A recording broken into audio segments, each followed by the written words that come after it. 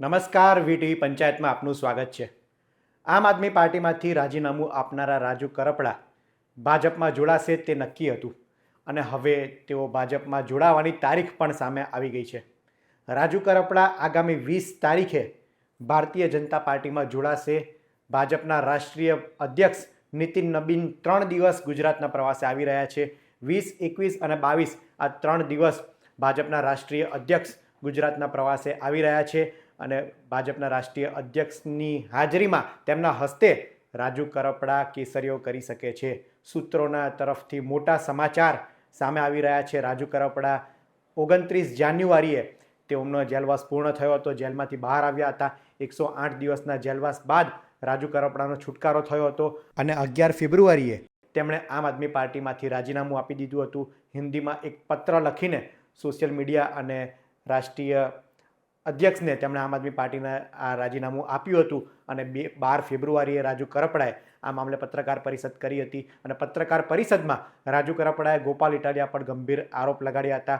તેમણે કહ્યું હતું કે હું વિસાવદરમાં 1.5 મહિનો રોકાયો અને હું પોતે ઉમેદવાર હોઉં તે રીતના પ્રચાર કર્યો હતો, પરંતુ 108 દિવસના જેલવાસ દરમિયાન તેમને કડવો અનુભવ થયો છે। ગોપાલ ઇટાલિયા ફરક્યા પણ નથી તેવો તેમણે આરોપ લગાડ્યો હતો અને ત્યારબાદ આરોપ પ્રતિ આરોપ ચાલુ હતો। ગોપાલ ઇટાલિયાનું કહેવું હતું કે રાજુ કરપડા ગભરાઈ ગયા છે, ભારતીય જનતા પાર્ટીને તેમને જેલમાં નાખવાના હતા અને તેમના પર બીજા આગળના કેસ પણ ચાલુ હતા અને તેને લઈને તેમને સજા થવાની હતી। આના કારણે રાજુ કરપડા એ ભારતીય જનતા પાર્ટીની સ્ક્રિપ્ટ વાંચી છે અને ખોટા આરોપ એ લગાડી રહ્યા છે। તેમણે એમ પણ કહ્યું હતું કે રાજુ કરપડાને જો મારાથી વાંધો હોય તો પાર્ટી સાથે શું વાંધો હતો। તેમની પાસે અરવિંદ કેજરીવાલનો નંબર છે, રાષ્ટ્રીય કક્ષાએ તેઓ રજૂઆત કરી શકે છે, પરંતુ તેવું કશું છે નહીં। રાજુ કરપડા હવે ભારતીય જનતા પાર્ટીમાં જવાની તૈયારી કરી લીધી છે। ત્યારે હવે સમાચાર સામે આવી રહ્યા છે કે આગામી 20, 21 અને 22 3 દિવસ ભાજપના રાષ્ટ્રીય અધ્યક્ષ ગુજરાતના પ્રવાસે આવવાના છે, ત્યારે તેમની ઉપસ્થિતિમાં રાજુ કરપડા કેસરીઓ કરશે।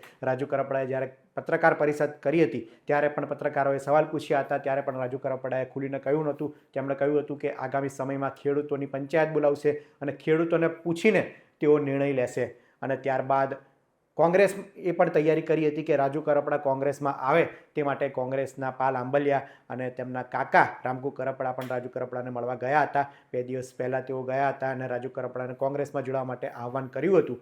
ત્યારે હવે મોટા સમાચાર સામે આવી રહ્યા છે કે રાજુ કરપડા આગામી 20 તારીખે કેસરીઓ કરવા જઈ રહ્યા છે। આ પહેલાં એટલે કે 18 કે 19 તારીખે આવતીકાલે કે પરમ દિવસે રાજુ કરપડા પોતાના મત વિસ્તાર ચોટીલામાં ખેડૂતોનું પંચાયત બોલાવી શકે છે। ખેડૂતોને પૂછીને તેઓ જે પ્રમાણે નિર્ણય કરવાની વાત કરી હતી ત્યારે તેઓ ખેડૂતોની સભા પણ બોલાવી શકે છે અને ત્યારબાદ 20 તારીખે ભાજપના રાષ્ટ્રીય અધ્યક્ષના હસ્તે તેઓ કેસરિયા કરશે। આ સૂત્રોના તરફથી અત્યારે મોટા સમાચાર સામે આવી રહ્યા છે। ત્યારે હવે જોવું રહ્યું કે ખેડૂત પંચાયતમાં રાજુ કરપડાએ જે ખેડૂત પંચાયત બોલાવવાની વાત કરી હતી તેને કેવું સમર્થન મળે છે, કેટલા ખેડૂતો આવે છે। આ ઉપરાંત જ્યારે રાજુ કરપડાએ વાત કરી હતી કે હું ખેડૂતો મુદ્દે લડતો રહીશ, ત્યારે આગામી સમયમાં તેઓ ખેડૂતો મુદ્દે કેવી લડત ચલાવતા જોવા મળે છે, કારણ કે ગોપાલ ઇટાલિયાએ પણ તેમનો આરોપ લગાડ્યો હતો કે રાજુ કરપડા પહેલાં સિંહ જેવા બોલતા હતા, જ્યારે તેઓ બોલે ત્યારે પડઘા પડતા હતા તેમનો, પરંતુ તેમનો ક્યાંક ને ક્યાંક પત્રકાર પરિષદમાં અવાજ દબાઈ ગયો હોય, તેઓ શાંત થઈ ગયા હોય તે જાણીને દુઃખ થાય છે। ત્યારે હવે આગામી સમયમાં રાજુ કરપડાનો અંદાજ કેવો રહેશે તે જોવું રહ્યું। અત્યારે તો મોટા સમાચાર સામે આવી રહ્યા છે। આગામી સમયમાં જોવું રહ્યું કે રાજુ કરપડા એ ખેડૂતો મુદ્દે કયા મુદ્દે અને કેવી લડત ચલાવે છે। આ અંગે આપ શું માની રહ્યા છો તે અમને કોમેન્ટમાં જરૂર જણાવશો। આવા જ ઇન્ફોર્મેટિવ વિડીયો માટે વીટીવી પંચાયત જોતા રહો। ધન્યવાદ।